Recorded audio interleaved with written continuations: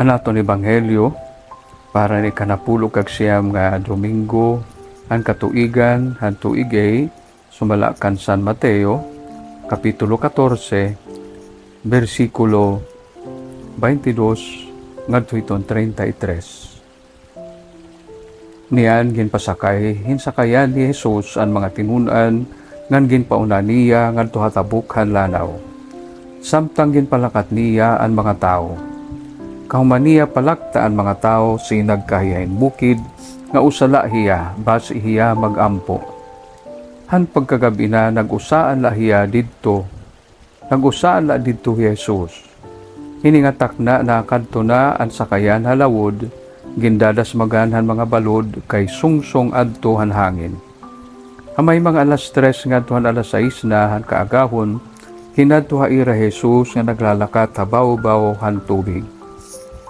Han pakakitaan mga tinunan haiya nga naglalakat hihabaw-baw han tubig duro an ira kahadlok iini en kalag nagsiring hira ngan ginuliat hira tungod hin kahadlok.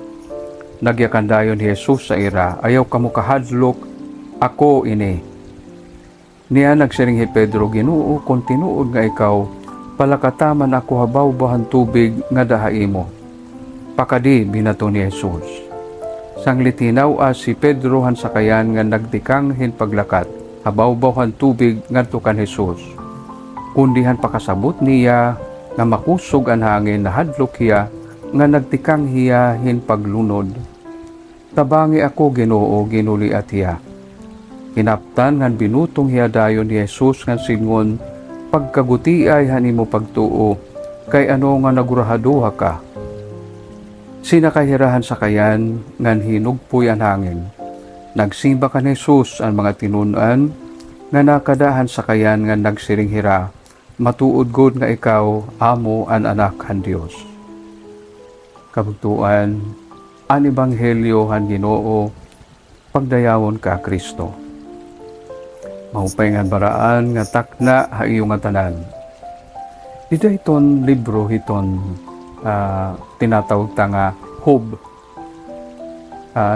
kapitulo 9 bersikulo 8 ginsusumatan kita nga ang Dios gudla ang Dios gudla ang nagsusumpay han langit kanhiya gudla ang naglalakat ti dahabaw-baw han mga balud han dagat.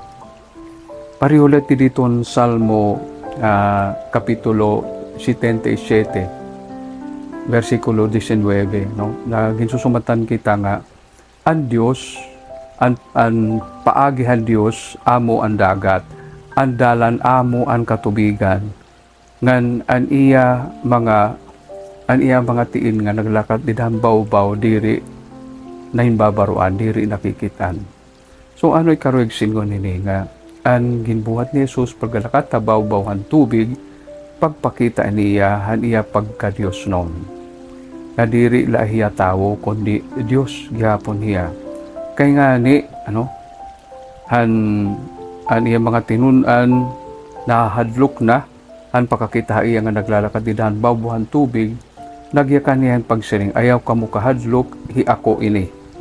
Iton nga mga pulong hay ako ini asa iton ang pulong han Dios sa niya pagpakilala kan Moises hi ako ini I am who am Yeye Asher Yeye I am who am hi ako ini. So karoy sinong kabugtuan nga didahini nga aton napatian nga ebanghelyo una nakikita taan pagka Dios ni Jesus an labot lahan niya pagkatao nakikita ta gihapon an iya pagka Dios ngan ini nga iya pagka Dios nakakabulig ha aton liwat nga makaangbit han iya Dios non nga gahom sugad ang ginbuhat ni Pedro nga iya nakaglakat ti dahan baw-baw han tubig. Diri halod iton Ginoo magpapaangbit iya gahom kun kita may pagtuo ngan makakabulig ha atong kataluasan na nakaupay kan San Pedro kay aton ini angay pamalandungon ini ang kaupayan ha iya kay nakakabulig iya pagtanaw hit aton pagkatinunan siyahan nagpakita hiya anuhan iya an iya kunta ka pagsarig ka ni Jesus ay pagsiring palakata ako Ginoo. Pero tungod kay inudong hiya pagtutok ka ni Jesus, tinutok na iyahan kamakusog ang hangin, hindi dahil pagtikangin paglunod. Sa dinit aton kinabuhi, samtang kita nagsasakay din niya bawboy kadagatan kinabuhi, ginaakikitahin mga magkadirudilain nga bagyo, di dahil aton mga problema. Kung nakatutok kita hit Ginoo, nakakabaw-baw kita.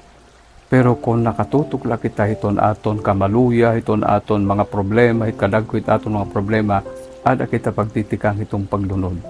Hinaglan magsunod kita, kan San Pedro han iya pangadi ang Ginoo, tabangi ako Ginoo, talwa sa ako Ginoo, Lord save me. Diyos ang nga makakarahom, habaw-baw, hiton katubigan, han kinabuhi. Kami nagsasakay, an among ginsasakayan, amo an baluto ang sakayan, nga amo an amon simbahan.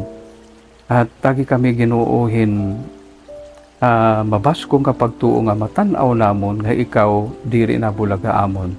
Ngan basi kami kung kami man adahing mga kakulian hinugad kan San Pedro nga natawag imo nangangaroy panabang nga nasiring Ginoo talwa sa kami. Amon ini pinangangaro ay mong ngaran Jesu Kristo nga amon Ginoo. Amen.